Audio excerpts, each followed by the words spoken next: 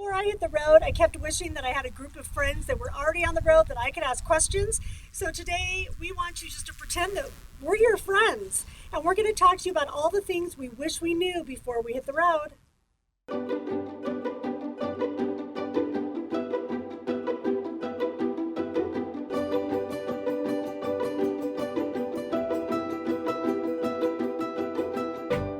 Hey everybody, it's Robin with Creativity RV, and I'm camping out in Colorado with my friends Peggy and Lisa. Hello. Who are awesome. And we were sitting around the campfire just talking, and I said we should really film this so people can learn what we found out after we were on the road for a while. Peggy, how long have you been camping? Well, I haven't been camping that much now. I've got a minivan, but I was a full-timer for 5 years in a Pleasureway RV, which was really a lot of fun. I would wake up every morning wondering why everyone isn't doing this. It is just fantastically great. So how about you, Lisa? How long have you been camping? I've been a wannabe for so many years, probably 15 years I've been a wannabe. And I bought my first, I'm from Hawaii, and there's no RVs in Hawaii, so I don't know anything. So I heard about it, and I said, I want to do that, and I flew to the mainland. I bought a big, giant used fifth wheel, and then realized I couldn't afford to buy a truck to tow it.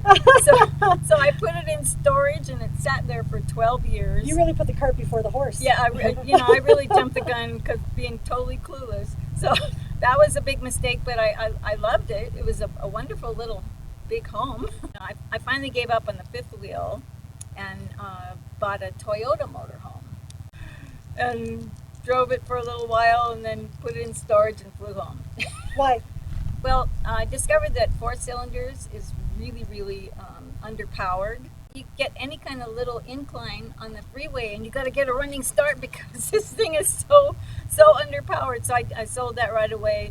I got a 6-cylinder Toyota motorhome, and that was better. I've been through several rigs just trying to make this thing work. It just sounded so exciting. So what have you learned from that? 4 cylinders? Bad. Yeah. Not for freeways. So I'm learning from Lisa right now that you don't have to have the perfect rig because it's the life that you're going towards. You just never know. Not the rig.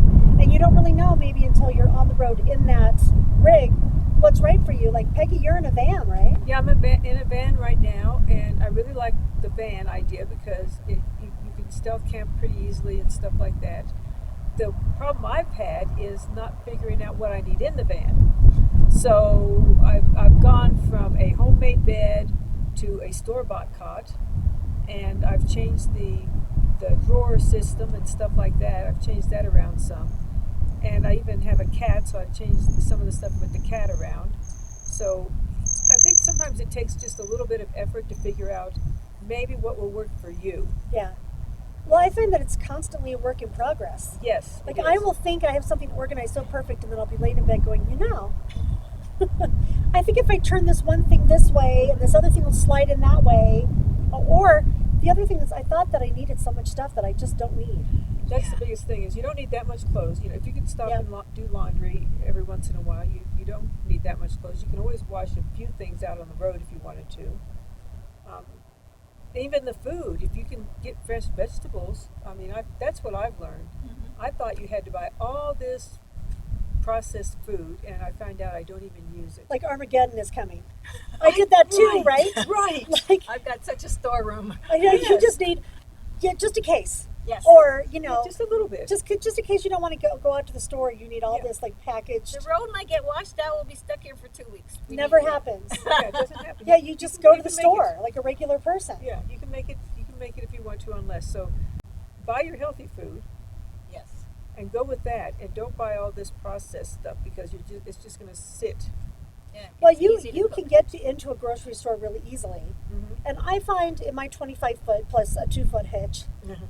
As long as I don't get into an accident in the parking lot, which you guys might see a video on, I can get into a grocery store parking lot pretty easy. How about you? Well, I have to really plan because I've got, a truck and a fifth wheel, and I've got to come up to a parking lot and and be sure that I can see the exit before I even go in. No, that's good to know. Because otherwise you're going to get stuck. Maybe I can't make the turns. So you have to be really cautious when you're a little bit longer. Yeah, but you can it's- unhook. But that would be so much effort. But I mean, yeah, just it's to go to doable. the store. It's doable. Yeah. But yeah, Yeah. to unhook, if I'm camped someplace and I drive into town with my truck, then yeah, that's fine. So how long That's do you easy. stay in one place? Well, I like to stay 2 weeks. Yeah. Because I have 2 dogs, and I like to set out my dog fences. I have a little dog yard, and they're just cute. really. And I've got a little gazebo, And she's got an adult tricycle. It is the cutest thing ever. How about you? How long do you stay in one place, Peggy? I usually try to move around a lot because I like to do sightseeing. Yeah. So So a van's good for you. a van works great for me in that case, and I just camp someplace different almost every night. Yeah.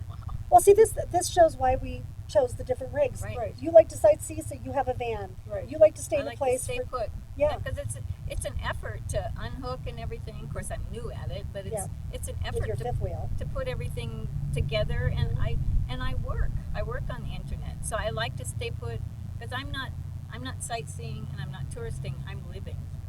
This is Yeah. just my life. That's the difference. Exactly. Yeah, and I'm kind of in the middle. I like to sightsee and stay.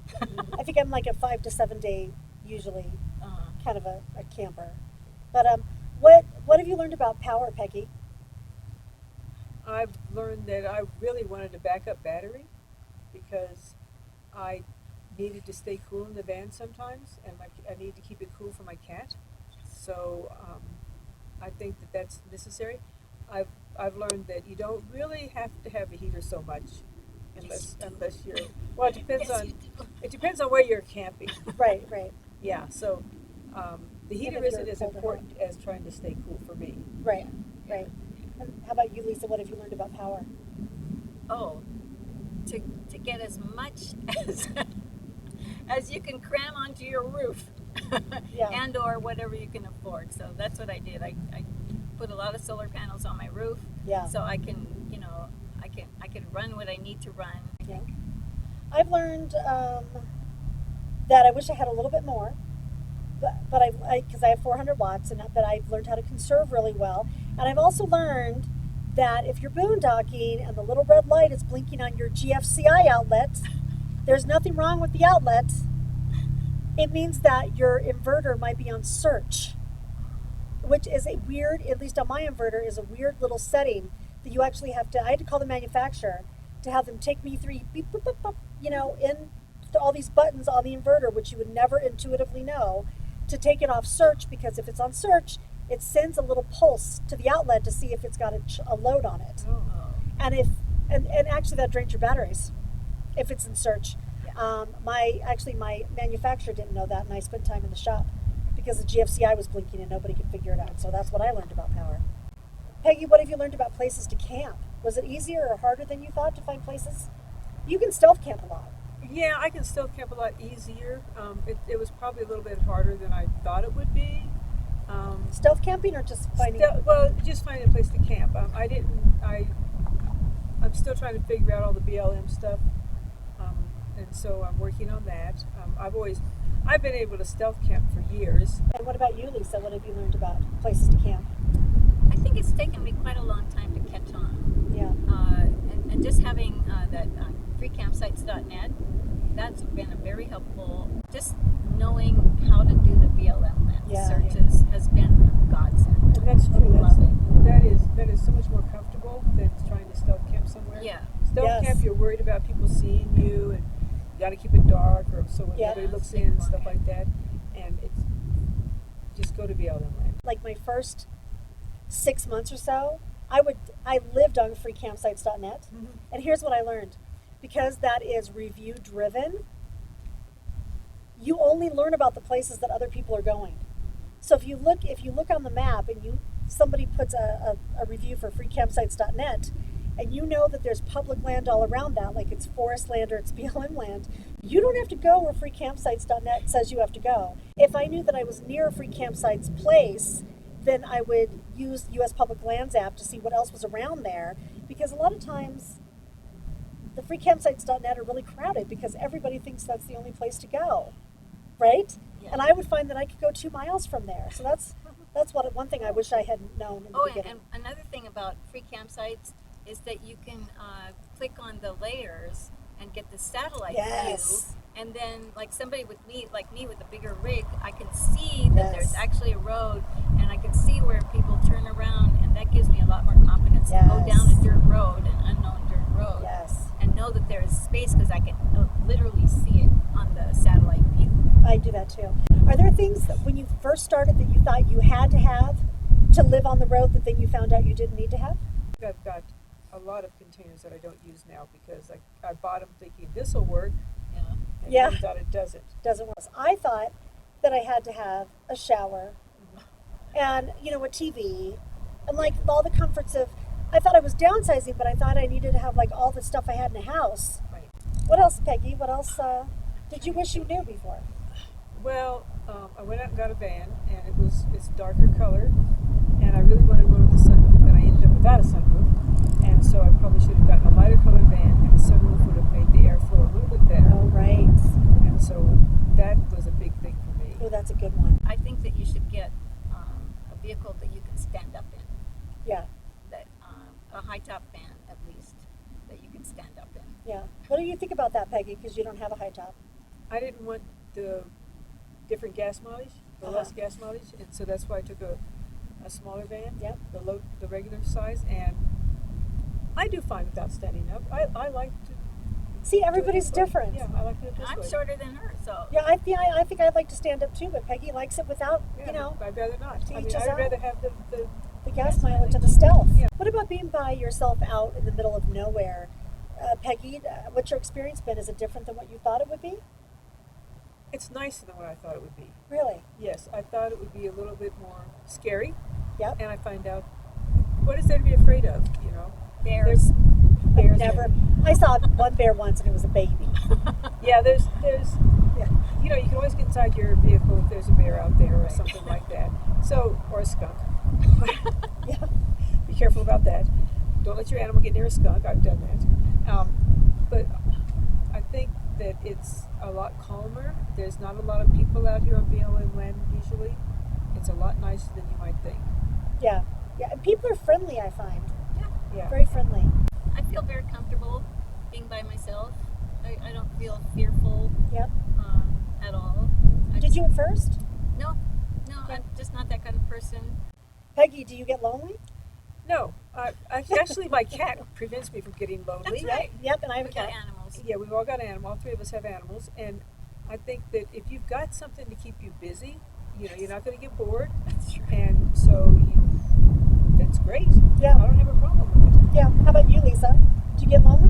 No, You said no. you like to be around people, though. I like to be where I can see people, Oh, yeah. but you don't necessarily have to interact with them. Right. You can just, you just like being around people. If there's an emergency, I like knowing that people are around where I Yes. can call and ask for help. Sure. But I've never had to. Yeah. It just makes me feel comfortable knowing that there's people there, even if they're at a campsite, a half a mile down the road. Yeah. I like being around people. Yeah.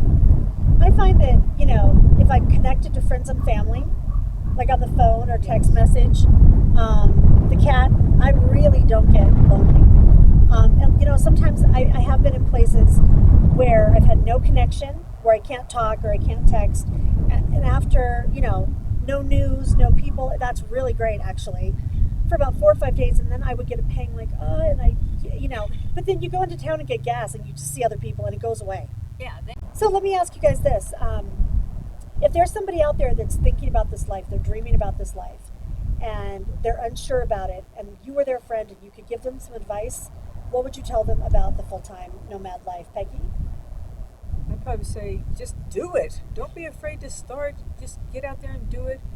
If you can figure out a way to have money, make money or something like that, which Lisa has these ways to do it, go for it. You're not going to live again. Right. You're not getting any younger. Right. That's Right. right. How about you, Lisa? What would you tell a friend that was thinking about doing this? Never give up. Be persistent, and just keep trying to make it work. I felt like I was obsessed well, I'm still obsessed with the RV lifestyle because I wanted to do it for so many years. I didn't even know if I even wanted to anymore. I was just totally obsessed with it. Yeah. So now I'm doing it, I'm living it, I'm trying it, and it's like, okay, this Yeah. is good. I like it. So just never give up. Yes. Just do it. Yes. Just do it. I would say you don't have to live the life that other people say you have to live. You don't have to work a job for 50 years, and we were talking about this earlier, and retire and hope that you live for 2 years or you have enough health to finally take that cruise. You can, for me, you can have a much lower income because you can live on so much less out here and have so much less stress and be happy. So I would say try it. You can always go back to your old life. That's right. It's actually cheaper to live in an RV if you can camp for free and BLM land or wherever you want to. My parents did it for 20 years and they saved a lot of money by doing that. Yep. Okay, great. Well, I want to thank you guys for talking to all of us out here, and I appreciate it. Hey, everybody, please comment below if you've got something else to say. And I'm sorry that the camera's shaking because it's windy, but this is life out here. So thanks again, you guys. I appreciate it. Everybody have safe travels out there and be free. Aloha.